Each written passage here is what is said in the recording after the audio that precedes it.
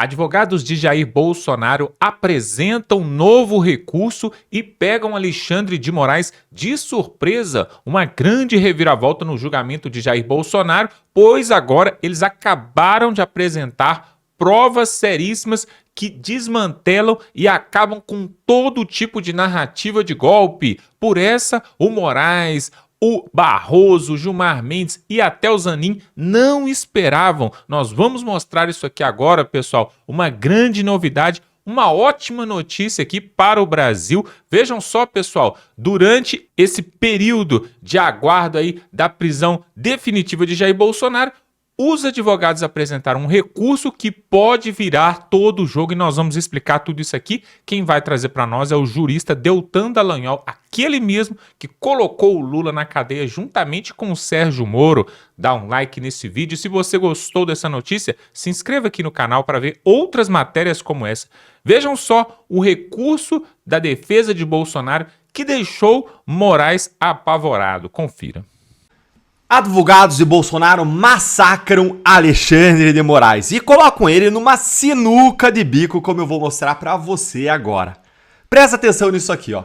A defesa do Bolsonaro apresentou seu primeiro recurso contra a sentença, contra a decisão que condenou Bolsonaro a mais de 27 anos de prisão na tal da ação da trama golpista. E aí os advogados simplesmente massacraram Alexandre de Moraes, desmontaram ali o voto dele mesmo, mostraram erros e contradições monumentais e expuseram a farsa da trama golpista em torno desse julgamento do golpe e do 8 de janeiro. E agora eu vou te mostrar tudo isso, mas antes você já sabe. Curte o vídeo, se inscreve aqui no canal, é a sua casa. Mas então, bora lá pro tema de hoje que é importantíssimo. Primeiro, a gente precisa esclarecer que o recurso que a defesa do Bolsonaro apresentou é um recurso chamado de embargos de declaração. E esses embargos de declaração servem para quê, Deltan? Eles servem para você resolver alguma omissão ou contradição em uma decisão judicial. Mas, será que os advogados conseguiram mostrar algum erro, contradição, omissão na decisão? Lembre, gente, dessa parte da contradição, viu? Porque daqui a pouquinho vai ser importante para o que eu vou te mostrar. E agora vamos para o recurso. Esses embargos de declaração têm 85 páginas, mas eu vou aqui destrinchar para vocês o ponto principal, central. Eles põem a farsa do envolvimento do Bolsonaro no 8 de janeiro. Como vocês sabem, o Moraes condenou o Bolsonaro por ser o responsável, por ser o mandante do 8 de janeiro. Mas o problema é que não existe uma única prova no processo de que o Bolsonaro tenha planejado, participado ou ordenado o 8 de janeiro. O que o Moraes tentou fazer é atrelar o ex-presidente Bolsonaro ao quebra-quebra do 8 de janeiro, dizendo que ele incentivou o crime de multidão. Só que, juridicamente, esse crime de multidão não aceita a existência de um mandante, de um incentivador prévio, ou então não seria crime de multidão. O que é o tal do crime da multidão? Olha aqui comigo que eu vou explicar para vocês, você vai entender essa história direitinho. Aqui eu peguei essa definição de uma página do Tribunal de Justiça do Distrito Federal e Territórios, que arrolou aqui o que doutrinadores, estudiosos falam sobre o crime de multidão. Vamos ver aqui alguns pontos. Primeiro ponto, ó. Crime de multidão, ou também chamado de crime multitudinário, são exemplos desse tipo de crime as invasões de propriedades rurais, brigas em estádios de futebol. E ele pode ser definido como crime cometido pela multidão em um tumulto. Presta atenção, multidão em tumulto. E olha essa palavra, espontaneamente. Espontaneamente. Ele até usou a palavra ali organizada, dá quase uma contradição, né? Mas tem que ser espontâneo. E aí ele coloca espontaneamente organizado no sentido de uma conduta comum contra coisas ou pessoas. Ou seja, é um tumulto, é uma multidão que estaria espontânea e aí foca contra coisas ou contra pessoas. Quem falou isso aqui foi esse autor, Kleber Masson, no Código Penal comentado. Mas presta atenção nesse aqui que vai ser mais claro ainda, ó. Multidão em tumulto sugere uma movimentação desordenada, presta atenção, desordenada e rápida de pessoas reunidas em um ambiente, em assembleia ou em comício. É a onda popular que degenera em arrebatamentos de gestos e vozes, em correrias ou em assaltos agressivos e destruidores, que se multiplica em rixas, em brigas e em conflitos, que assume atitudes de resistência às autoridades, de desobediência às suas ordens, de desafios afrontosos ao poder constituído. Não há quem não conheça a força que as massas humanas podem exercer sobre o comportamento dos indivíduos. Em estádios de futebol superlotados, por exemplo, milhares de pessoas sem nenhum vínculo entre si são capazes de dizer ou fazer coisas que certamente não diriam nem fariam em circunstâncias normais. Nessas ocasiões, muitos indivíduos passam por processo de anulação dos seus próprios parâmetros morais e sociais e, contaminados pela multidão, agem segundo parâmetros da massa no momento. Quando essas forças agem desorganizadamente, os efeitos podem ser os mais trágicos possíveis, com agressões, correrias, pisoteamentos, lesões e morte. Então vejam, é uma multidão desordenada. Quem diz isso tudo aqui é outro doutrinador, José Antônio Paganella Bosch, no livro Das Penas e seus Critérios de Aplicação. Olha mais esse trechinho aqui, ó, que vem do livro aqui do César Bittencourt, Tratado de Direito Penal, quando ele fala o seguinte, ó: nos crimes praticados por multidão delinquente, não é necessário que a acusação, o Ministério Público, descreva minuciosamente a participação de cada uma das pessoas envolvidas, sob pena de você não conseguir fazer uma acusação criminal, porque foi uma multidão ali num grande tumulto. Isso aqui eu vou usar um pouquinho mais pra frente, eu queria trazer pra vocês também, pra já usar isso aqui com vocês, pra você entender melhor, tá? Então, por que o crime de multidão não permite que exista um mandante, Deltan? Porque aí tudo seria organizado, planejado, não seria esse fenômeno espontâneo, desordenado, caótico que é o crime de multidão. E por que o crime de multidão não permite que exista um incentivador? Porque não tem como você incentivar previamente pessoas incertas e indeterminadas, que você nem sabe quem são, com antecedência, e lá no dia 8 de janeiro, além disso, você não pegou ninguém que estivesse lá agindo, atuando, incentivando crimes em nome do Bolsonaro. Então veja só, primeiro, o crime de multidão não tem como você incentivar antecipadamente para pessoas incertas. Não tem nenhuma prova de que Bolsonaro incentivou A, B, conversou com pessoas certas e determinadas. E além disso, a gente poderia até cogitar que alguém lá no dia estivesse incentivando os outros, mas aí tinha que estar agindo em nome do Bolsonaro. E não tem nenhuma prova também nesse sentido. Vamos por um exemplo aqui, gente. Pensa numa briga de torcida organizada. A torcida do Flamengo e a do Corinthians brigam no Maracanã ou lá na Arena Corinthians. Se a gente não consegue identificar ali quem fez o quê, é um crime de multidão. Só que imagine um outro cenário. Um diretor da torcida organizada planeja, organiza, compra material, faz reunião, coloca tudo no papel e daí acontece uma briga planejada. Aí não tem nada de crime de multidão, não é algo desordenado, não é algo espontâneo. Então, você precisa distinguir essas duas situações. E qual é o problema aqui para o Moraes? O problema do 8 de janeiro é que Moraes condenou as pessoas do 8 de janeiro por crime de multidão, por essa desordem, tumulto, e depois agora quer condenar o Bolsonaro como se ele fosse o planejador e organizador desse crime de multidão, o que é incoerente. Né, o crime de multidão é espontâneo, acontece ali na hora. Então essas duas condenações do 8 de janeiro do Bolsonaro são contraditórias. Você consegue entender isso? Bora ver aqui o que disse a defesa do Bolsonaro aqui no recurso, ó. Tá pequeno porque é PDF, eu não consigo aumentar para você, mas eu vou ler. A condenação pelos atos do 8 de janeiro, pedra essencial para a condenação do Bolsonaro pelos crimes, não se sustenta.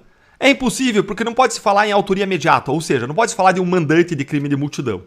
Assim como quanto já foi reconhecido na punição de mais de 1.600 acusados lá do 8 de janeiro, isso afasta a possibilidade de punição de alguém por incitação, diante de um crime de multidão, diante de um crime multitudinário.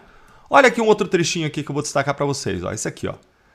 Essa é, com a máxima vênia, outra contradição envolvendo os fatos ocorridos depois de o Bolsonaro ter deixado a presidência e o país, e que já tinha sido alvo de alertas nos memoriais da defesa. A inclusão dos fatos do 8 de janeiro na denúncia contra o ex-presidente traz a tentativa de condenar o Bolsonaro pela incitação de um crime multitudinário, o que não é adequado. Não é adequado. Olha isso aqui, ó. Enquanto a instigação e incitação demandam uma pessoa determinada como alvo do incitador, todas as condenações daqueles que invadiram os prédios públicos no 8 de janeiro tiveram como fundamento a figura do crime multitudinário. Ou seja, a defesa está apresentando aqui uma contradição do tamanho de elefante. Vocês lembram que eu falei para vocês que esse recurso serve para resolver contradições da decisão judicial? Vocês querem uma contradição maior do que essa? Presta atenção aqui comigo. Moraes tem que escolher. Ou o crime é multitudinário, que é o crime de multidão, e aí não tem como condenar o Bolsonaro. Bolsonaro tem que ser absolvido pelo envolvimento do 8 de janeiro. Ou então o crime realmente não é um crime multitudinário. Só que se não é um crime multitudinário, como eu mostrei para vocês antes, todos os envolvidos do 8 de janeiro, aí eles foram condenados injustamente. Por quê? Porque a conduta deles não foi individualizada. Não foi individualizada justamente porque a acusação alegou que é um crime multitudinário e como eu mostrei para vocês agora há pouco aqui, ó, Quando é um crime multitudinário, você não precisa da descrição individualizada do que cada um fez. Conseguiram entender a contradição? Então, ou Alexandre de Moraes absolve o Bolsonaro, ou absolve todo mundo do 8 de janeiro. Ele só tem essas duas opções. Quando o crime é de multidão, se admite que não se individualize o que cada um fez. Mas isso não é possível quando o crime não é de multidão. Então, Moraes tem que se decidir. É uma sinuca de bico em que a defesa do Bolsonaro colocou Alexandre de Moraes. E quem se meteu nisso foi o próprio ministro, pela ânsia dele em condenar o Bolsonaro por tentativa de golpe, que exige para a condenação que exista uma violência ou grave ameaça que só existe no 8 de janeiro. Então ele precisava vincular o Bolsonaro com o 8 de janeiro. E aí ele forçou esse vínculo e entrou em contradição. Nesses processos aí, gente, onde que houve a suposta violência? Exatamente no 8 de janeiro. Você entendeu? Se tiver alguma dúvida, deixa aí pra mim nos comentários, agora eu quero saber a sua opinião. Você acha que o Moraes vai reconhecer o erro, a contradição, vai voltar atrás e vai absolver ou o Bolsonaro ou os réus do 8 de janeiro? Ou o Moraes vai de forma arrogante manter a decisão, fechar os olhos para a realidade, para todos os ensinos sobre direito e ser um negacionista jurídico, hein? Um negacionista das leis e da Constituição. Conta aí pra mim nos comentários, com base na experiência passada, o que você acha que o Moraes vai fazer. Vocês sabem que os ministros do STF adoram falar, mas tem coisas que eles próprios têm vergonha de falar e dizem então essas coisas reservadamente por meio da imprensa. Foi o caso agora da coluna da Mônica Bergamo, que publicou, na Folha de São Paulo algumas manifestações de ministros dizendo que mesmo o Fux indo para a segunda turma e sendo relator do processo da inelegibilidade do Bolsonaro, Bolsonaro, não poderia se tornar elegível. Será verdade? Eu sou André Marcílio, advogado, professor de Direito Constitucional e vou conversar com vocês sobre isso. Mas antes, peço que vocês se inscrevam no canal, que vocês também deixem o seu joinha, o seu like, porque assim o conteúdo é entendido pelo algoritmo como relevante e é distribuído para mais gente, você ajuda a nossa comunidade a crescer. Então, a Mônica Bergamo ouviu reservadamente alguns ministros do STF que disseram que o processo da inelegibilidade do Bolsonaro, que está nas mãos do Fux, mesmo ele indo para a segunda turma, mesmo ele tentando levar ou levando esse processo para a segunda turma, o Fux não conseguiria fazer com que esse processo fosse julgado na segunda turma. É verdade isso? Bom, vamos bater aqui um por um os argumentos desses ministros que foram ouvidos reservadamente, ou seja, que falaram em off, sem dar os seus nomes, A primeira coisa que eles alegam é a seguinte: como o caso da inelegibilidade do Bolsonaro começou a tramitar na primeira turma, mesmo o caso indo para a segunda, mesmo o Fux indo para a segunda, o caso não poderá sair da primeira turma. É verdade? Não é verdade. Está errado. Os ministros precisam ler a Constituição e ler o regimento interno do próprio STF.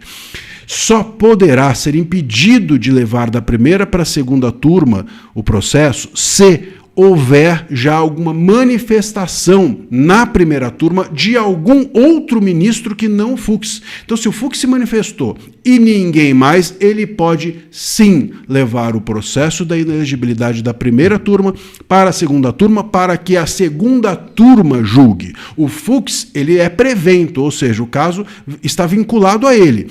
Mas a primeira turma, se ninguém se manifestou, não está preventa, não está vinculada ao caso. E aí ele poderia sim levar para a segunda turma. É um erro esse argumento que os ministros trazem. Aí a gente vai para o próximo. O próximo diz que é mais político do que jurídico, e aí eu tenho que dar razão a eles. O próximo argumento deles é o seguinte, desses ministros ouvidos reservadamente, como eu disse.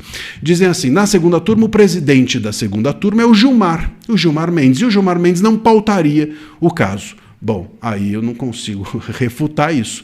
De fato, sendo o Gilmar o presidente da segunda turma e sendo o Gilmar quem a gente sabe que é, eu não duvido nada que ele haja mesmo politicamente e não paute o recurso, mesmo que o Fux tente pautar. O Fux vai pedir pauta, o Gilmar não vai dar. O Fux vai pedir pauta, o Gilmar não vai dar. Assim como o Mota, por exemplo, tem segurado a anistia na Câmara dos Deputados, o Gilmar vai segurar o pedido para julgamento da inelegibilidade do Bolsonaro na segunda turma. Isso é bastante possível e provável que ocorra.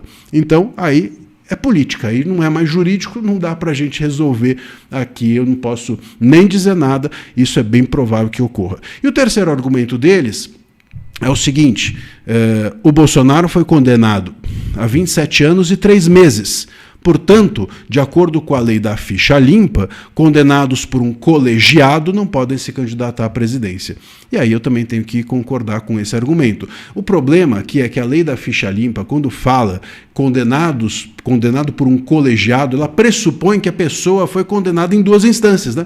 Então ela foi condenada por um juiz em primeira e depois por um colegiado em segunda. O problema aqui é que o colegiado que julgou o Bolsonaro é o de primeira instância.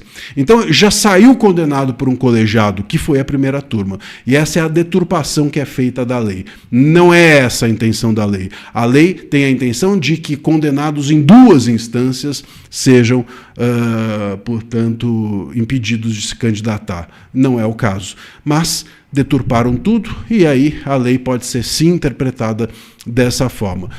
O que é possível é que nesse jogo todo, dentro até da própria segunda turma, talvez a anistia possa seguir adiante. Se houvesse essa queda de braço entre Fux e Gilmar, se houver algum tipo de tentativa do Fux de botar o processo da inelegibilidade para frente, o que se espera é que o Congresso faça valer a sua função, né, e paute a anistia, quem sabe.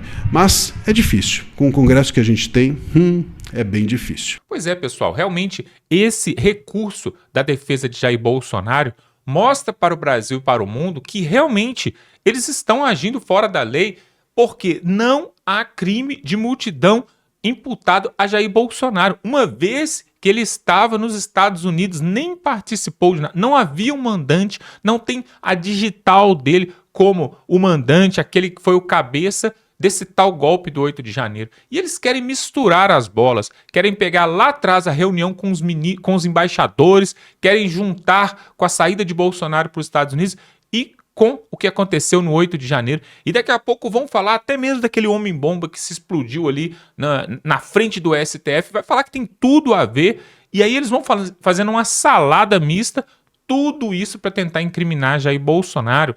E aí vem agora o Fux tentando levar aí esse processo para a segunda turma, e eu já falei aqui nesse canal que essa jogada onde o Barroso sai do Supremo Tribunal, acontece uma vaga ali na segunda turma do Supremo Tribunal Federal, e aí o Fux pede para ir para a segunda turma e tem que levar os seus processos juntos, e isso pode ter sido algo mandado do alto escalão, e eu não estou falando do Brasil, estou falando do alto escalão internacional, que pode sim ter arquitetado isso justamente para beneficiar Jair Bolsonaro e para ajudá-lo a voltar em 2026, porque os Estados Unidos, por exemplo, têm grande interesse em que a direita volte aqui no Brasil. E essa operação, essa mega operação que acabou de acontecer ali no Rio de Janeiro, onde o governador Cláudio Castro ali fez um excelente trabalho e repercutiu em todo o Brasil, pessoal. E isso mexeu com o governo Lula, porque a desaprovação ali, a rejeição do governo Lula está no seu maior nível e patamar. Isso nunca aconteceu nos outros governos de Lula. E isso, o que acontece? Acendeu uma luz vermelha ali na cabeça dos esquerdistas e até do Supremo Tribunal Federal que querem ver Lula reeleito no ano que vem. E aí, pessoal, começam a mudar as cartas do jogo, porque agora, se o Bolsonaro fica elegível novamente, nós teremos aí uma direita fortíssima. E você já imaginou para 2026 uma chapa com Jair Bolsonaro e Cláudio Castro como vice-presidente do Brasil? Aí não tem para ninguém, pessoal. Aí realmente a esquerda fica mesmo de cair o queixo, porque eles não esperavam por tudo isso que está acontecendo e toda essa reviravolta, tanto no Supremo Tribunal Federal, mas fora também, porque os outros governadores, Romeu Zema, o próprio Ronaldo Caiado e até o Cláudio Castro, eles apoiam também o Jair Bolsonaro, porque eles não querem o PT e a esquerda governando esse país, porque sabem que é um grande atraso para todo mundo, pessoal.